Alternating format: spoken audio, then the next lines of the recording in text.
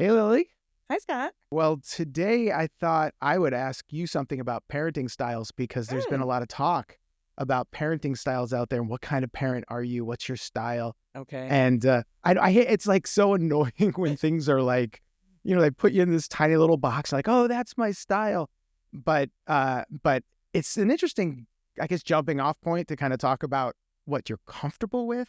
What do you think about that? What do you think about like It, fe- styles? it feels very millennial coded, as the Yeah. kids say, to have like a type. Like, what type of parent are you?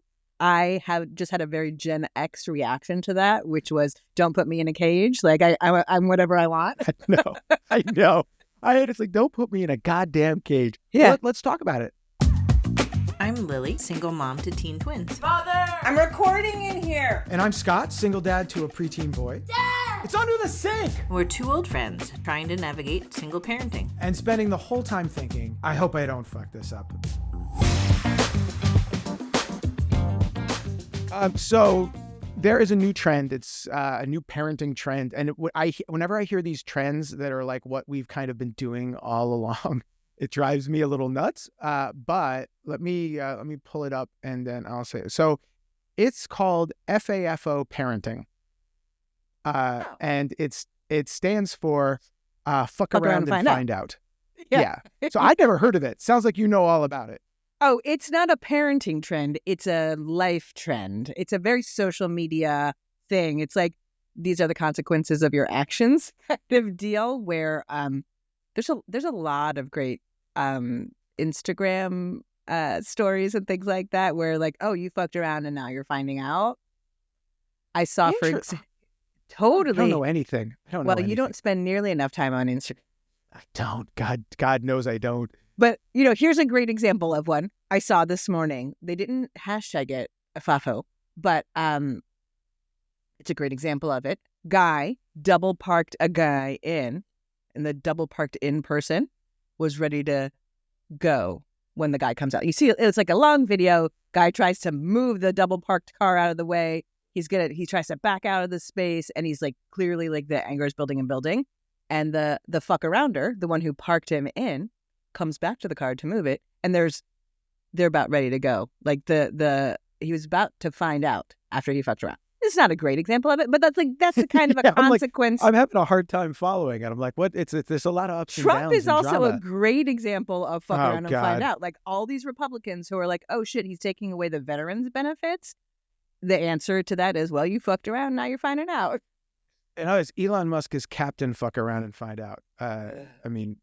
Anyways, we're not going down that road. My head will explode.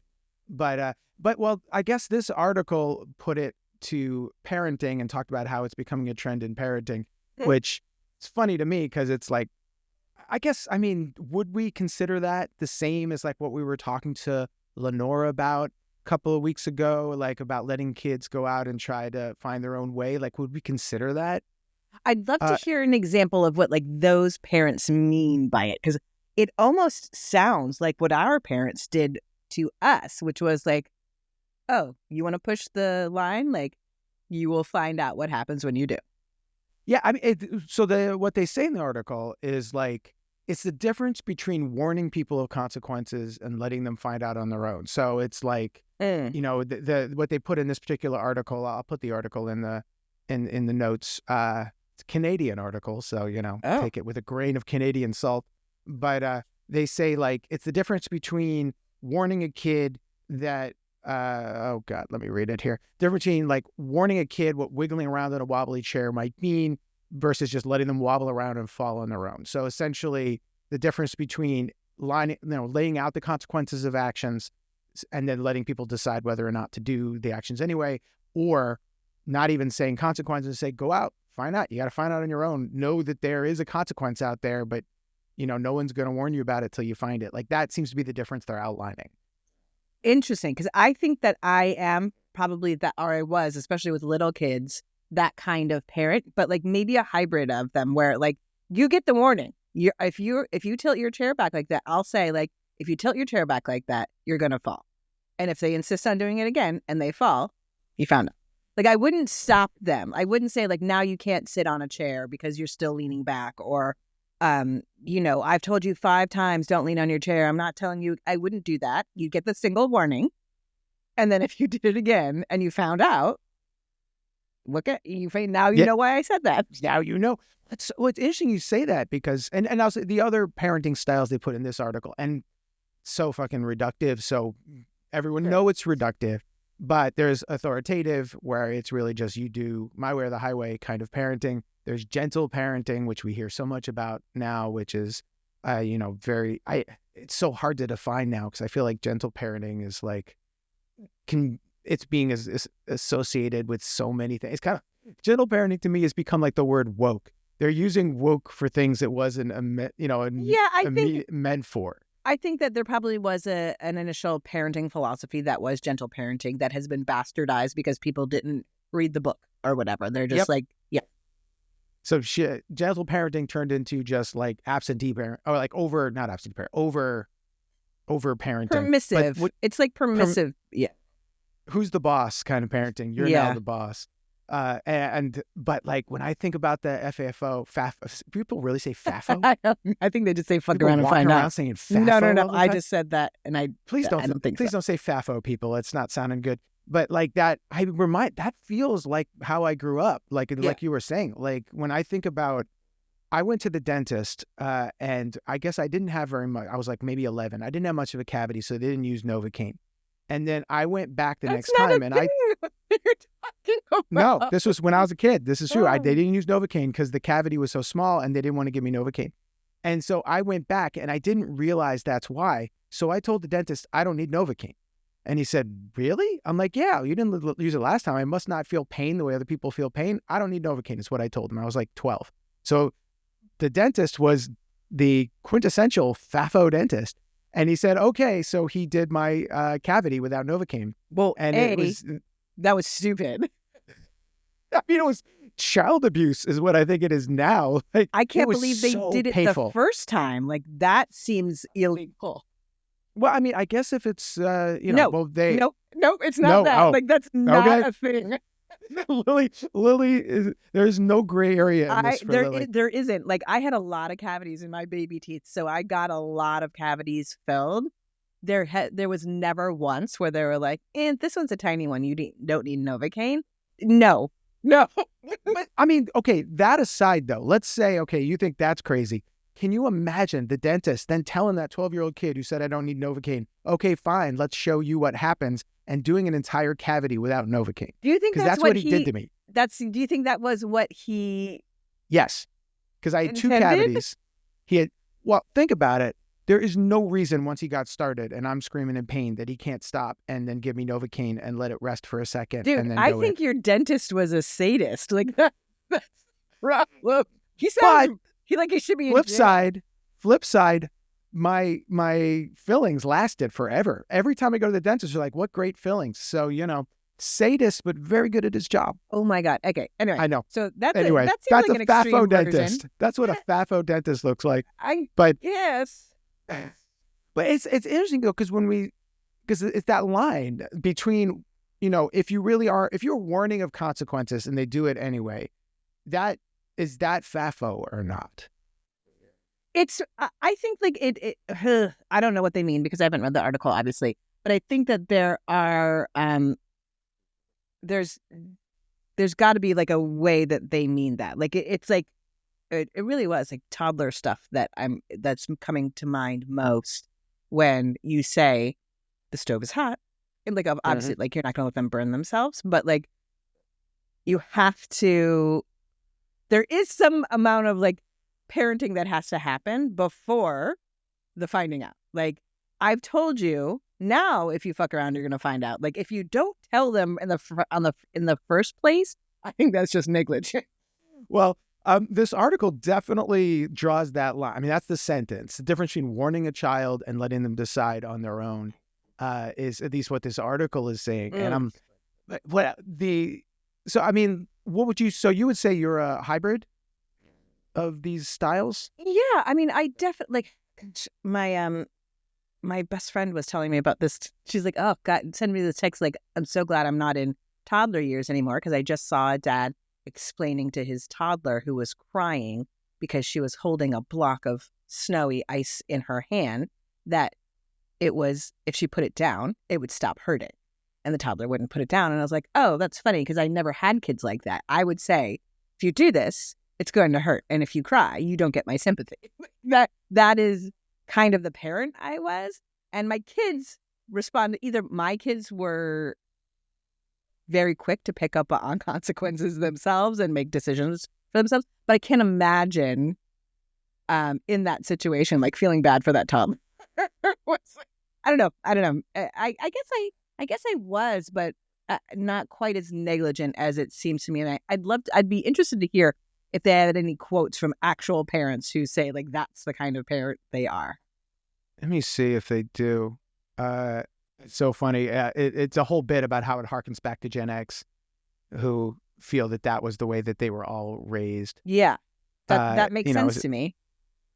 But then there's the sense of like, there's the authoritative that leads into FAFO. It's like saying, kind of what you're like, don't do it. And if they won't listen, then it's like, all right, deal with the consequences, which sounds kind of like the way you're talking. Yeah. Maybe not authoritative. I mean, authoritative is, I mean, I'm all those things. Authoritative seems like I tell you no, you do it anyway, and I hit you. Well, that's what that feels like. Authoritative is just about like, power. Follow my rules, follow my rules, and like I sometimes wish that could just be the way, where it's just like, just do what I tell you. But then I realized that, let's say when I was leading teams and things like that at work, and you just tell people to do what you want, half the time you're just drowning out the right way to do things because you're not willing to listen. Well, and nobody learns that way. No, they just follow orders. But I mean, I'm a blend. But what I find just as interesting when I read this is that it's like, when you are in a relationship and it's you and your husband or wife, then you're going to be a blend no matter what. I doubt like you're ever just like both authoritative or both FAFO or both anything. He was probably, I don't know. He was probably, we were probably pretty similar. Oh, really? Oh, yeah, so we weren't. I mean, I was definitely a little more FAFO-y. With a mix of gentle parenting, and then when I would push me against the wall, then just fucking do it. Like, that's at the end. He was way more patient, which is interesting because like he would allow way more fucking around probably than I would. I'd probably like nip things in the bud way sooner than he would. But he was patient in letting them find out for themselves, and also much more patient in never yelling. I mean, he didn't really yell at them. It was very rare. So does that mean because then you split, and now, at least in my case, we have two different styles of parenting, one in one place, one in the other, and they're not, before there was incentive to work together. Now it's harder to work together because you each own your own space. Like, how did you figure out that? I guess, how did you figure out the fact that you had slightly different styles? I think that's something that I learned when they were infants. Like they're, infants and toddlers. Like it was a lot of me like letting, and I'm sure from his perspective, it didn't seem like I was letting go a lot, but it was me letting go a lot of like my preconceived notions about how kids should behave on things that weren't as important to me, but like then like insisting on things that were. So it's a matter of give and take. Like when something is important to somebody, you let them have that. Like for me, like being polite is like so important, growing up with a Middle Eastern father. If you didn't, say hello when you walked in a room, if you didn't like show deference to like your elders, if you didn't say please and thank you, like that was a big deal. And so that was super important to me. Like I wanted my kids to be polite and welcomed into society, that sort of thing. So he probably would have been not necessarily less that way because he grew up in Maryland where there's kind of a Southern gentility about like calling people sir and ma'am and things like that. But I think like that there were certain things that I would decide like this is a hard line thing. And the others are like, does it really matter? Like, does this really matter so much? And letting go of the things that didn't matter so much. And now like as we're separate, it's interesting because like I think that I'm less stressed in general, so my parenting is probably less stressed. And my kids are older, which, as they get older, Yeah, I think it gets less makes a stressful. difference. For me, it gets less stressful for me. I know it's more stressful for other people to have teenagers. Yeah, it depends on what kind of kids you have, I guess, or where they decide to rebel. Like my son's rebelling now. And like for my ex, like because they're older, in a lot of cases he's not wrong. Like it's just things that I'm not ready to let go of yet, or like to ease the rules on a bit. And he's like, dude, they're gonna be out of the house soon. Like it's fine. They'll be fine. And we had a similar thing when my son was 2 and he would climb everything. And I remember how little itty bitty he was. And my ex would teach him how to climb these massive playground structures. And he's like, if we don't teach him, he's going to fall. And I would get so nervous. And he's like, just sit back. He's going to be okay. Just sit. And like, there's a lot of that. So it's because that's not, I mean, FAFO would be head on up and watch what happens. No, I don't think, I'm just saying like that's. No, I know. I'm kind of moving in my head to be like, what kind of parent am I? And just thinking that like, I'm not really a FAFO parent because I don't think you are. No, because I enjoy giving advice too much. Like I really love, even when you're wrong. I share advice. I don't care if I'm right or wrong. The point is I have an opinion, enjoy. But like my son, I need to let my son suffer consequences more, I think, than I do. But it's like, it's hard to, and yet I'm definitely lighter touch than my ex. And so I think the interesting thing now, it's like you split and something around health is a great example. Like to me, I say, if he's sick, let him ride it out. We're all going to be sick at some point in our life. He should ask for the medicine he wants. If he wants relief, ask for the relief. I'm not going to preemptively like pump him full of, especially when I'm managing symptoms and not an antibiotic, but like managing his symptom. I don't like medicine. I don't use a lot of medicine. And so I don't pump That's really medicine weird, on my kids. That's weird. How would a kid know to ask for a particular medicine? Well, no, I mean, if he asks, not for a particular medicine, if he says, I feel bad, I need relief, I will help him. But if I'm not going to, my ex will like ask him probably 30, 40 questions about everything. And now suddenly he's finding all these other things that he didn't realize was wrong. How does your knee feel? I'm like, he has a headache. How does she'll go all the way down to try to diagnose because she loves diagnosing these things and give him like 9 or 10 treatments that he needs to take in order to manage this. Well, I think there's a norm in the middle there. Yeah, I know we're dealing with extremes. And the thing is, there are times where it has been the right thing to do because the thing that was bothering him is not the thing the doctor could diagnose. And it ended up being... Or if your nose is runny, as an adult, like, oh, the Sudafed thing will make it stop and I will help my poor child. I do that. And I think it's more... And maybe this is what I'm kind of getting at. It's like you have 2 different styles of parenting when you're together. That melt and create a hybrid third one in a way because you react to each other. When you split and now you're each doing it your own way and hopefully that shared time together informs it and you're not so different, but you probably will be different.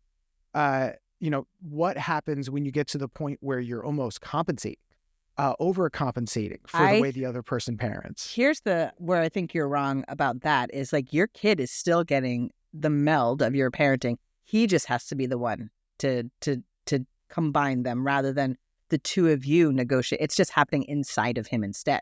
So that's an interesting way to put it. Not that I'm wrong because I'm never wrong, but it's an interesting way it's an interesting way to put it that it's like, I mean, it's such a good sort of example of what happens to kids in these situations where they suddenly have to start managing their own parents in a way, like they have to and even pick when and your choose parents... what they're going to internalize. Totally. And regardless of what either of you do, he'll come out of it with his own adult version of it, like that hopefully is healthy. A healthy version of it. And you guys haven't damaged him too much.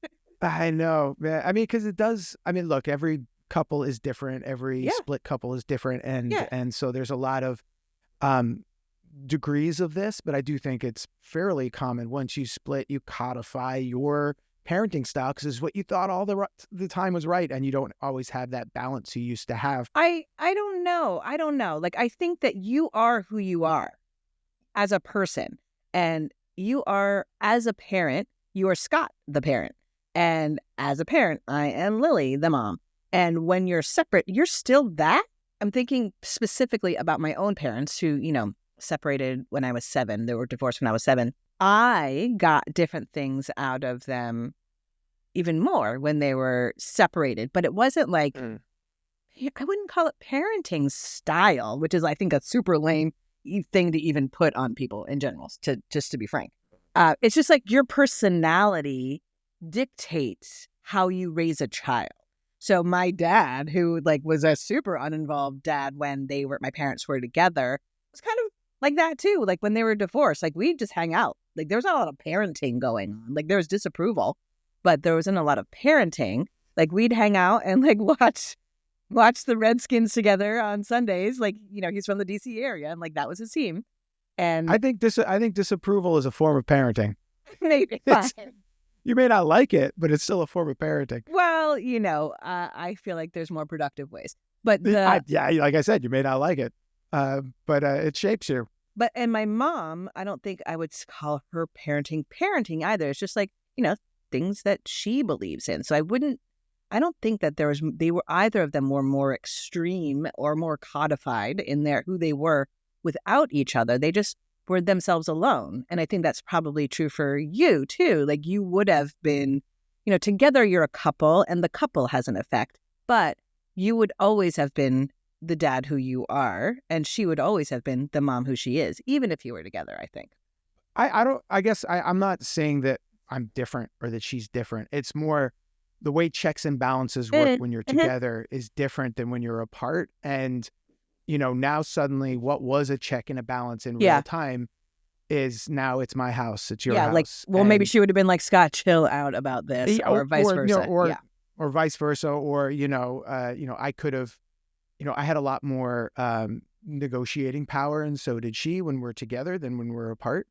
And so, of kind of negotiating a middle ground in what we believe is the answer to any particular problem.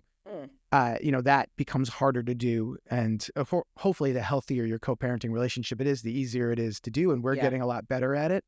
But, I go on these parenting forums, these single dad forums and things like that. And you just see the resentment that a lot of these people have that, I get, which, it's a hard, splitting is hard.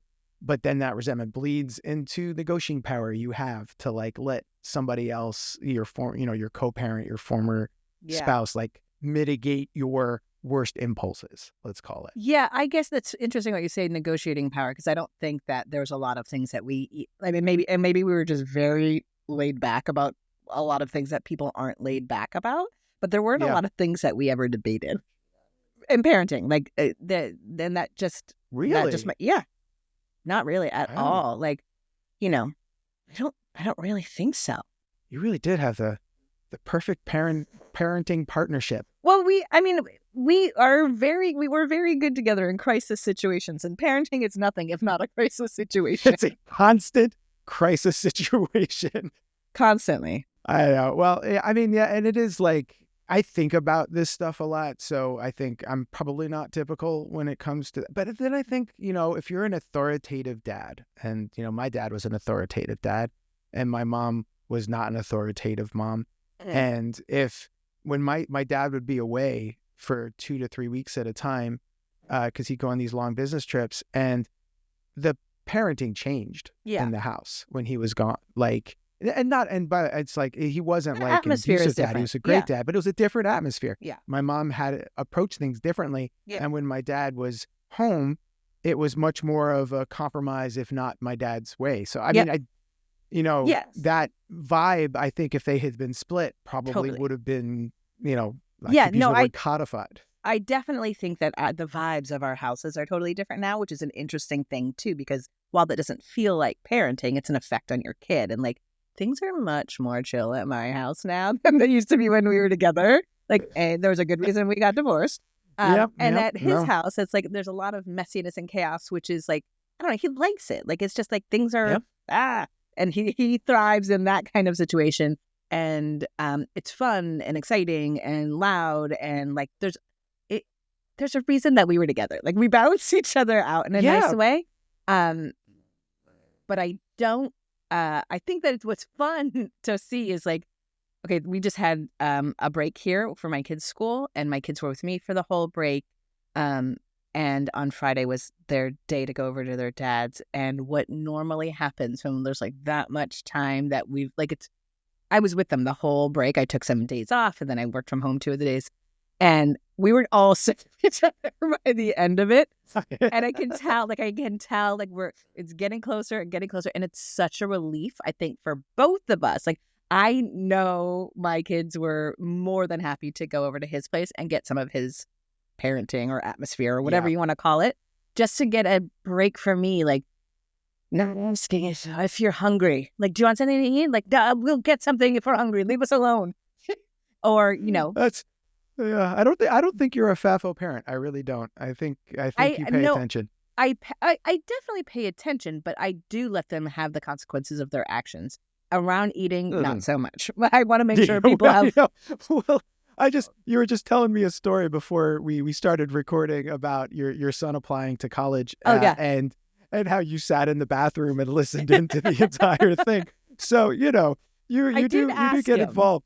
Which in a way I would say speaks to your self-control more than if you just didn't care, because you care so much, and you have to force yourself not to poke in and get over involved. Well, and that takes energy. What I wanted to I guess, and that's kind of a good example of my I guess parenting style. Like, I'm going to set you up, and I'm going to let you go from there. Like, so we set him up on the computer, like the mic is all set. He's applying to a music school. So like it was an audition, and I want to make sure like, you know what you're doing. And like, if you have a question, I'm here, but this is on you now. Like, go ahead. And I asked, I was like, do you want me to like be here? Or do you want me to go away? Cause sometimes when you're, I don't know, like it's easier for some people. Like my daughter would have been like, go away. I don't want you listening. It makes me too nervous to know that you're, and he was like, why don't you stay just in case? Like, and it was just through the door. And I was thrilled, that he let me do that, because I was so proud of him every single moment. But it is like, I didn't come in and be like, oh, you sound a little bit pitchy here or whatever. Like I would never. But what I do is like, okay, well and something did go wrong with the mics, and he handled it. Like, he walked through with the people who were interviewing him or auditioning him, and they figured it out.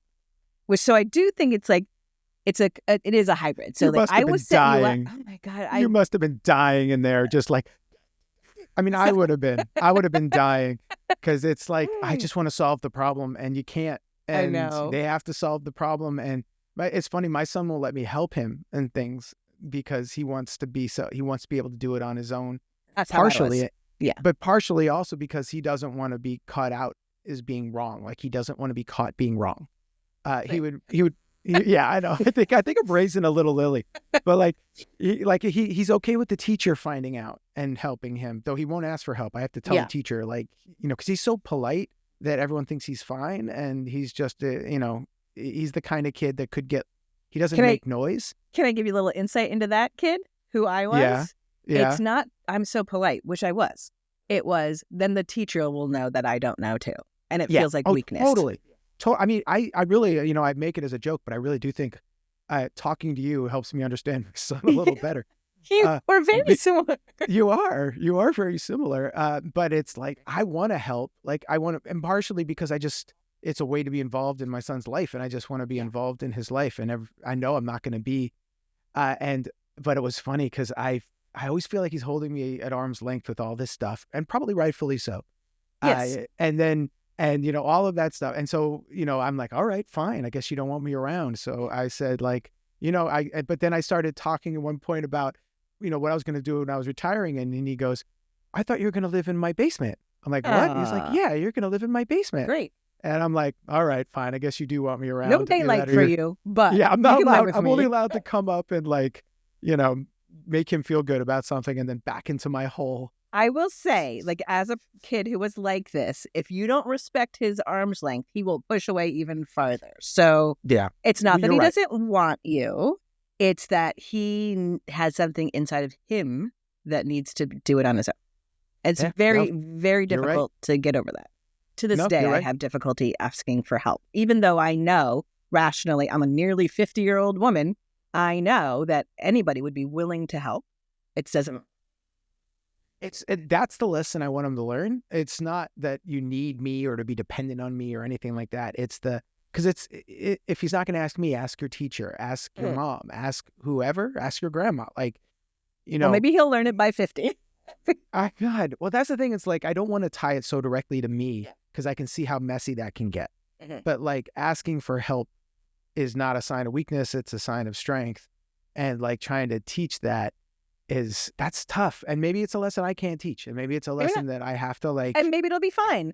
Like with my daughter is also I will do everything on my own. Like we just went through the college application process and she applied to 15 or 16 different colleges.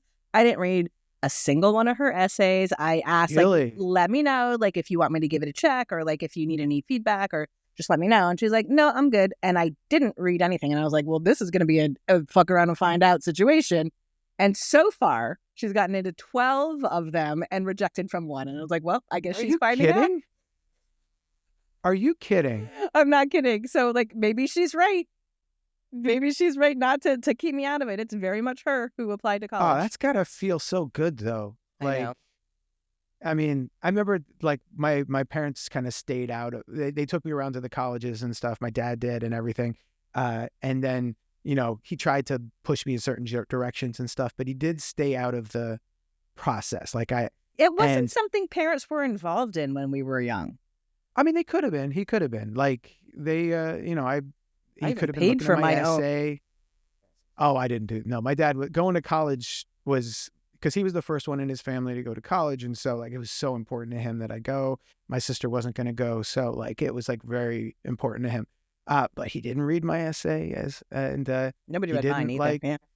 And he like, but he made sure he made sure it happened. But I think he had to hold himself back because he was. I mean, he and I did. I think I told you previously. I didn't take economics freshman year in college, and we didn't talk for 3 months because he wanted me to take economics.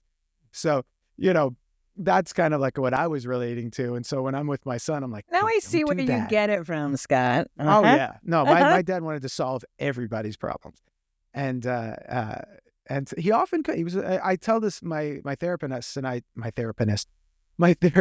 talk about this about how my dad thought he would be a great therapist because he's brilliant, really a brilliant guy, and like he understood people so well, but he could not feel the way people felt.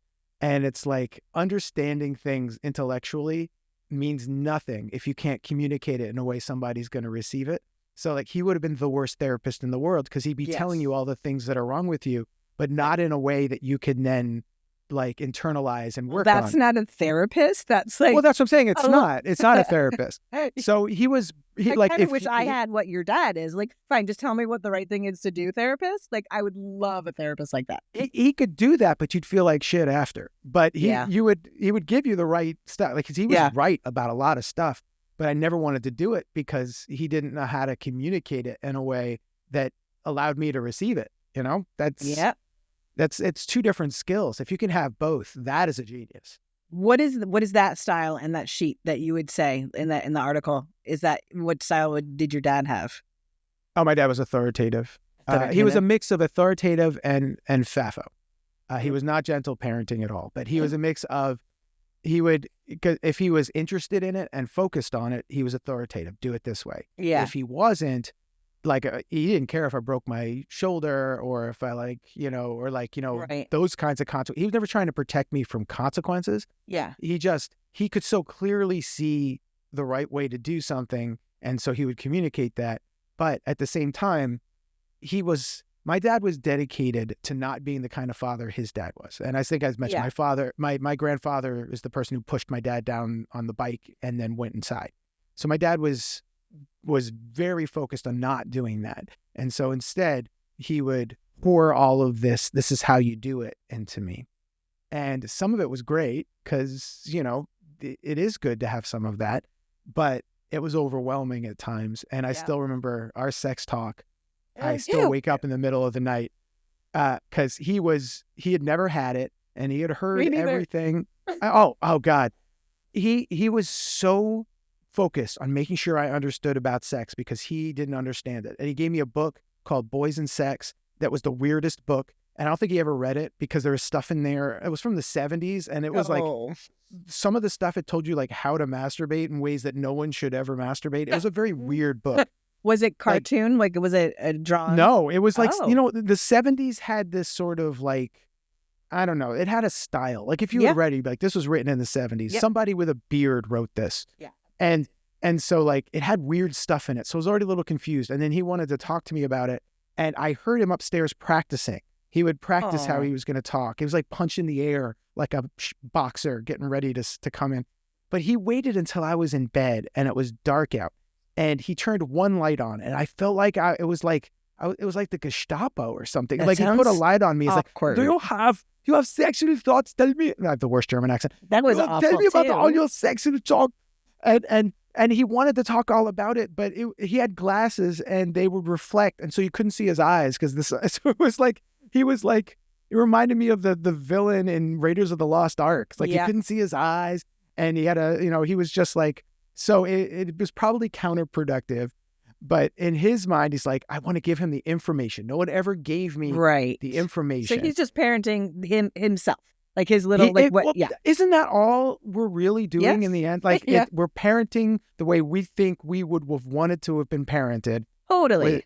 And God only knows if that was right or not. Yeah. I think my mom was probably way more of like a gentle parent who was like removed a bit. That was probably her reaction to her mom, who was very authoritative and commanding. But it was, I never had a sex talk. Like there was never any information shared, but it was also not a lot of judgment. Like even to this day, I'll do things that I'm like, that's sweet that you say like, I'm proud of you for doing that. Or she'll say something like when I was in high school doing makeup, my own makeup, she would always say something like, you do such a nice job with your makeup. And like was just very supportive. And like, I'm sure I wasn't doing a nice job with my makeup. I don't know. Maybe not. Maybe you did. Maybe it was. Maybe I was. But like she was very gentle and toxically positive. And I think that's the reaction that I have. Oh my God. Toxically positive. When I tell you like my son believes my criticism about him, like I am his biggest hype woman, but I am also an honest critic. So like I will have the best, loudest, most enthusiastic, genuine reaction to something that's good. But when it's not good, I'll be like, I feel like you could do better. Which is what you have. I mean, you need that. Like, I will say like my mom is very supportive, but she'll point out when things aren't as good, but she's super supportive. And there is so much of being a creative person is just believing in yourself. Like everything I did was perfect, Scott. Like there was no flaw in anything I ever did. And that did not serve me well. Well, I mean, it might have served you well if you had somebody else talking crap about you the entire time.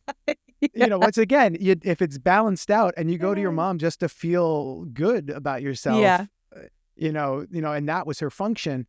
The problem is when there's no counterweight to that and all you get is that. Yeah. And I mean, that's what I'm, comes right back around to what we were saying about when you kind of your parents split. It's like the counterweight to that. Like, where does that, like, if my parents had split and I was with my dad half the time, where would the counterweight have been? Because my mom was a very positive person and she used it to mask a lot of, anxiety and all of these things that she had, but she would mask it. But she was the kind of person that just never wanted the kids to know anything was wrong. Like Absolutely. That was her thing. Yeah. Does she get surgeries now and not tell you or tell you? She called me on the way back from a gallbladder surgery to say, I just got my gallbladder back and I'm driving home. I'm like, are you crazy? Like the only reason I took her to the doctor the other day. She didn't want to worry you.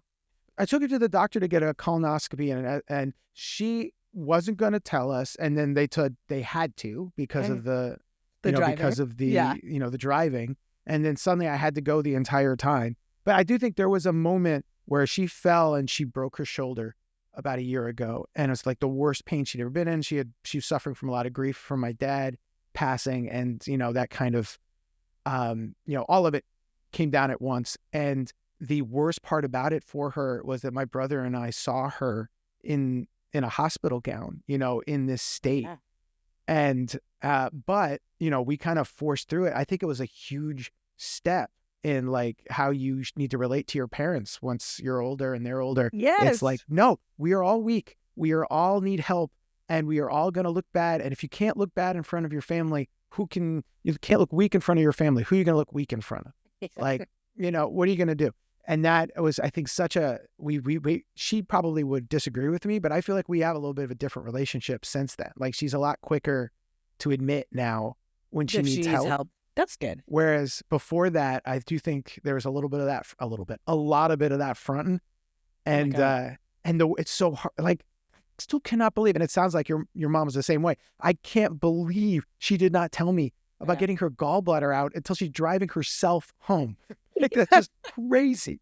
I do think it's a generational thing, and like it could be why we're the kind of parents we are. Like, even if they were authoritative or like removed or whatever it was, like everything was kind of like sunny and positive, and nobody wanted to talk about anything bad. Mm-hmm. And I think that could very well be a major influence on our Gen X angst that all of us have, and like our not entirely destructive, but like ready to tear things apart nature that we have, is that like, no, like we want to grab them by their shoulders and shake them and say like, no, not everything is not okay. Sometimes things suck. No. Boomer. Well, that's the one gift my dad gave me, is that he was not afraid to say when things sucked, but he would say it in such a matter-of-fact way that it almost felt you couldn't tackle it. It was, this is the way the world is. It's awful this way. Intractable problems. And it just is what it is. And I mean, the one thing I do give, like, not the one thing, but I do give a lot of credit to like the way my son is being raised, because, you don't raise anyone by yourself. He's being raised by the community, by the school, all of this media. Is he does feel agency in a way that I didn't always feel when I was his age. Yeah. Like, he feels like he can change things. He's not afraid to tell somebody how they feel. Just like your kids are not afraid to tell me what a horrible person I am when I say something they don't agree with. Well, they feel agency. They're more afraid to tell you. They're not afraid to tell me. They're not afraid to tell you because they know that you'll tell me. But like, he has this agency for change that is the only, I mean, I love that. Like, I wish I had more of that, because that's needed more than anything right now. Hell yes. Well, let's wrap this up with a little final thought, maybe. I don't know. Let's have a final thought. Well, my final thought is, I think Gen X is the ultimate fuck around and find out parenting generation. Mm-hmm. We were brought up that way. I don't know if I agree that we parent that way. I think we were definitely brought up that way. You know why I think you don't think that? Because you have a younger kid. Like, I think there is a, like, in your age set, like your son's 11 now? Yeah, he's 11. So there's a big shift that happened between like my kids who are about to be 18 and your, like, there's a big shift that happened there. And I think it's maybe that's parenting generation, like almost a 10-year difference is like a generation in parenting that might be different. But I mean, that's so, it's like, I just read, not to go off on a tangent, but I read a really interesting article about someone who's so angry at the term generation because it has changed the way we think about how we connect to the people around us. It's created these wide swaths. And for him, it was like, it used to be that people would think of in terms of decades, right? This is how we were in the 80s. And we were all that way in the 80s. It's like, it was sort of like this shared approach. And now generationally, we're always split. And the Gen X always acts this way. And millennials always act this way. Yeah. And it's such a wide group. And yet we separate them out so like violently in a way. And I'd say like that resonated with me. Yeah, I think that's true. Like, we're not a monolith. No, we're not. But when you and I talk about how we were raised, I definitely, I feel a kinship. I would say that I am definitely becoming more FAFO as he gets older. Good. And I get more trusting But it's about me and not him. Like I appreciate that mentality. I think it's a good mentality to have because I think it's an agency driven mentality, and my son should have agency in his life. And so I'm the problem, not him. And I need to learn to sit in the bathroom more. I need to sit in the bathroom. I'll be there in the bathroom listening in if they need me. But you don't have to see me. I'm here. So stay in the bathroom though. Thanks for watching. Don't forget to subscribe. Leave a like or a crazy comment. We'd love to hear from you, and see you again soon.